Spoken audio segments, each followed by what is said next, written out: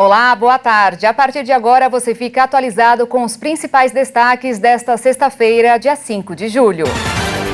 Começamos essa edição com as manchetes dos sites dos principais jornais do país.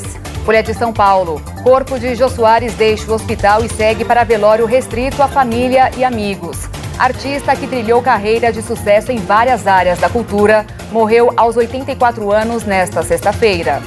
E agora o Estadão. Bradesco decide não fazer empréstimo consignado a quem recebe Auxílio Brasil. Lei aprovada por Bolsonaro permite comprometer até 40% do benefício com empréstimo. Banco vê alto risco na oferta de crédito aos beneficiários do programa. No valor econômico, índice de inflação ao consumidor em julho registra a menor taxa para o mês desde o início do Plano Real. Segundo a FGV, o índice de preços ao consumidor recuou 1,19%, graças à queda dos preços de gasolina e de energia elétrica. E por fim, o Globo. Hipertensão.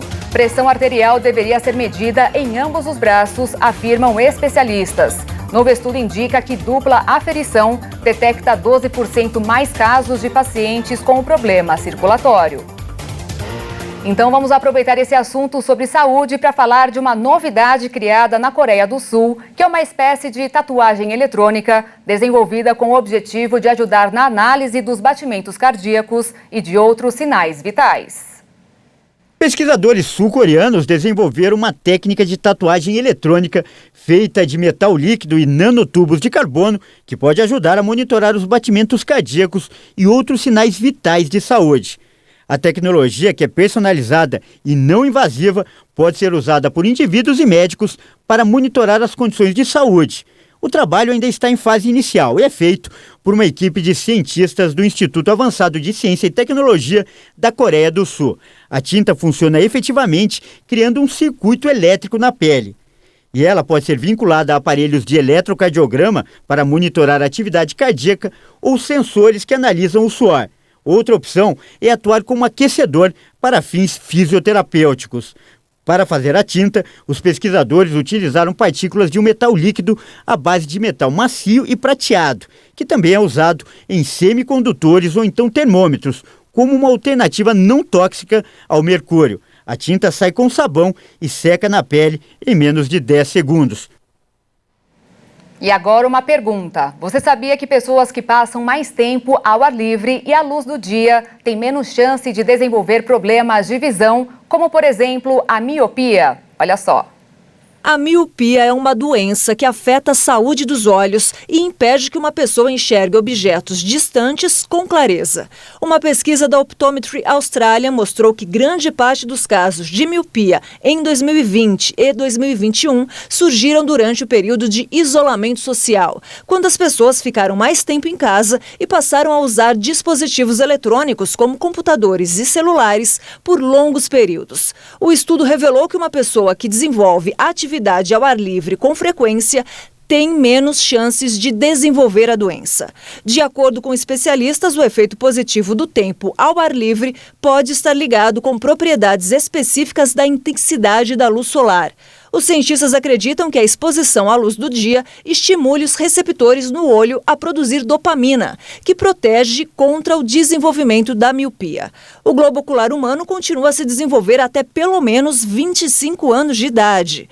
Por isso, é importante ficar ainda mais atento com as crianças, já que o tratamento para controlar a doença deve ser iniciado precocemente.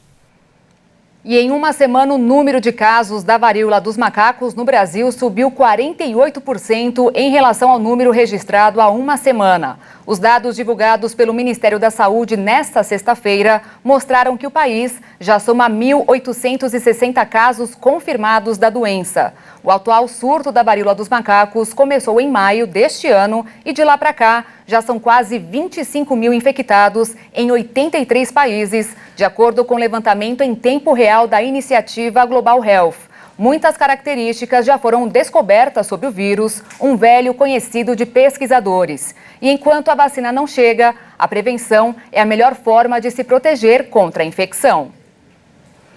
E a China anunciou hoje sanções contra os Estados Unidos em resposta à visita da presidente da Câmara dos Deputados dos Estados Unidos, Nancy Pelosi, a Taiwan. De acordo com o Ministério das Relações Exteriores do gigante asiático, o governo chinês vai suspender as negociações sobre mudanças climáticas com os americanos e cancelar uma reunião com líderes militares, assim como 2 encontros sobre segurança. Pequim também confirmou sanções contra Pelosi e sua família, mas não detalhou as medidas. Para os chineses, Pelosi demonstrou desprezo ao visitar a ilha esta semana. A China, que considera Taiwan parte integrante de seu território, iniciou na quinta-feira as maiores manobras militares de sua história em resposta à visita de Pelosi. As manobras prosseguirão até domingo. A partir do dia 18, brasileiros que pretendem viajar ao México deverão apresentar um visto físico às autoridades mexicanas, com o objetivo de combater o tráfico de pessoa. Antes, era necessário uma simples autorização eletrônica. De acordo com as secretarias do Interior e de Relações Exteriores do governo mexicano, o objetivo do decreto é tornar a migração mais segura e organizada. Até então, era possível entrar no México para fins turísticos, comerciais e culturais, apenas com uma simples autorização eletrônica. Antes disso, os brasileiros conseguiam entrar legalmente no país sem visto, apenas apresentando passaporte. O governo mexicano recomenda que os brasileiros não comprem passagens aéreas ou qualquer tipo de serviço turístico no México antes de ter o próprio visto físico estampado no passaporte. Não precisarão apresentar o visto físico mexicano brasileiros que já tiveram o documento válido ou possuem residência permanente em países como Canadá, Estados Unidos, Reino Unido ou em qualquer outro país de fronteiras com circulação livre na União Europeia. A Caixa divulgou nesta sexta-feira o calendário e pagamento dos benefícios a caminhoneiros e taxistas. Os valores serão creditados em conta poupança social digital aberta automaticamente em nome dos beneficiários, com movimentação pelo aplicativo Caixa Tem. Para os caminhoneiros, o pagamento começa na próxima terça-feira, com previsão de término em 17 de dezembro. A medida emergencial prevê o pagamento mensal de R$1.000 aos motoristas até dezembro deste ano. Neste mês de agosto, os beneficiários receberão 2 parcelas referentes aos meses de julho e agosto, totalizando R$2.000. E se você quer uma dica de passeio para esse fim de semana em São Paulo, a sugestão é a famosa Festa das Cerejeiras, que acontece das 9 da manhã às 5 da tarde e com entrada gratuita. Depois de uma pausa de 2 anos por conta da pandemia de Covid-19, a Festa das Cerejeiras volta a ser realizada no Parque do Carmo, na zona leste de São Paulo.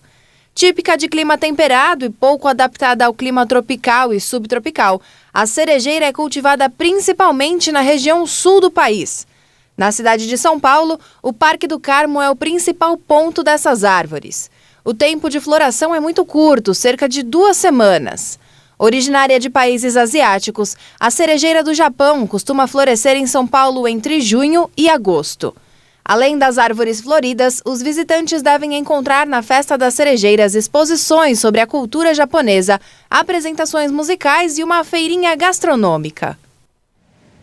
Para encerrar essa sexta-feira com uma boa notícia, de acordo com o Ministério do Meio Ambiente do Equador, uma iguana terrestre de Galápagos, que havia desaparecido há mais de 100 anos do local, começou a se reproduzir naturalmente depois de ser reintroduzida em uma ilha do arquipélago. As iguanas terrestres estão de volta ao antigo lar. Segundo expedições realizadas pela Academia de Ciências da Califórnia, o réptil da espécie Conolopus subcristatus, uma das 3 espécies terrestres que habitam Galápagos, desapareceu no início do século XX na ilha de Santiago. Em 1835, o naturalista inglês Charles Darwin registrou um grande número de iguanas de diferentes idades. Galápagos, a 1.000 quilômetros da costa do Equador, possui flora e fauna únicas no mundo e faz parte do patrimônio natural da humanidade. A região insular, que leva o nome das tartarugas gigantes que vivem ali, faz parte da reserva da biosfera do planeta e é um dos parques naturais mais sensíveis do mundo. E essa edição fica por aqui. Mais informações com a Maria Alice Dias e a Juliana Dariva no Jornal das 18h30. Depois das 10 da noite, eu volto ao vivo com o Jornal das 22 ao lado de Alexandre Giacchetto. Desde já, um ótimo início de noite e fim de semana para você. Obrigada pela sua companhia. Tchau.